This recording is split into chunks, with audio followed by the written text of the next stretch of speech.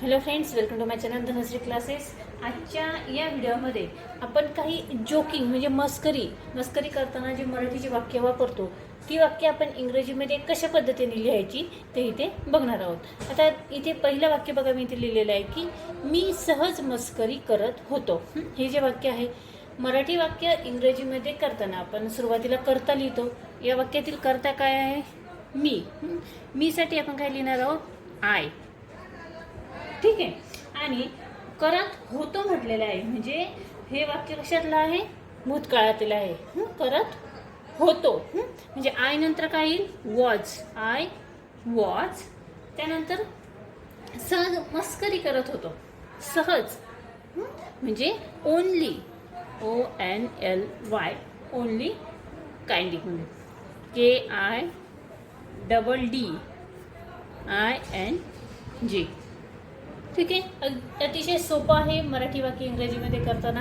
आपल्याला वाक्यरचना फक्त माहीत पाहिजे आणि वाक्यरचना माहीत असल्यावर आपण जे मराठीचे जे शब्द आहेत त्याला इंग्रजीमध्ये काय म्हणतात हे जर आपण आठवून लिहिलं तर आपण हे व्यवस्थित लिहू शकतो. ठीक आहे. पुढचं वाक्य बघूया. त्याला मस्करी कळत नाही. काय वाक्य आहे? त्याला मस्करी कळत नाही. आता हे वाक्य आपण कसं लिहिणार आहोत? या वाक्यातील कर्ता आहे त्याला. त्यालासाठी आपण काय लिहिणार आहोत? ही. त्याला मस्करी कळत नाही म्हणजे हे वाक्य काय आहे? नकारार्थी वाक्य आहे. नाही म्हटलेलं आहे. त्यानंतर इथे काय येईल? नाही साठी आपण लिहिणार doesn't. DOESNT. He doesn't see the joke. JOKE. He doesn't see the joke. पुढचं वाक्य बघा. मला वाटतं तू माझी मस्करी करत आहेस. काय वाक्य आहे? मला वाटतं तू माझी मस्करी करत आहे. हे वाक्य आपण इंग्रजीमध्ये करताना कसं लिहिणार आहोत? मला वाटतं म्हणजे काय? मला वाटतं यासाठी आपण काय लिहितो? I think.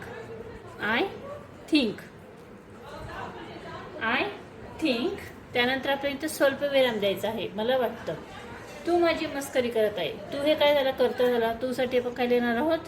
Tu you. R. You नंतर काय? आर. यू आर करत आहे. इथे बघा वाक्य काय आहे? चालू वर्तमान काळातील आहे. करत आहे, क्रिया चालू आहे. मस्करी करण्याची क्रिया चालू आहे. त्यामुळे मस्करी करणे आपण याला काय लिहितो? पुल. PULL. आणि क्रिया चालू आहे त्यामुळे क्रियापदाला काय लावणार? ING. You are pulling my leg. ठीक आहे. त्यानंतर पुढचं वाक्य बघा. मी तुझी जरा चेष्टा करत होतो. काय वाक्य आहे? मी तुझी जरा चेष्टा करत होतो. हे वाक्य कशातील आहे? भूतकाळातील आहे. मी साठी आपण काय लिहिणार आहोत बघा? आय. आणि आय नंतर काय येईल? वॉज. भूतकाळातील वाक्य आहे त्यामुळे काय येईल? वॉज. आय वॉज नंतर just. JUST. I was just having. HAVING. Having you on. ठीक आहे. आणि एक शेवटचं वाक्य अजून एक बघूया. ती काही चेष्टेची बाब नव्हे. काय आहे? ती काही चेष्टेची बाब नव्हे. ती साठी काय वापरणार आहोत? इट. आणि ॲपॉस्ट्रॉफी एस आपल्याला लावायचं आहे. इट्स नो नव्हे म्हणजे नो जोकिंग. JOCKING. जोकिंग. बाब म्हणजे मॅटर. MATTER.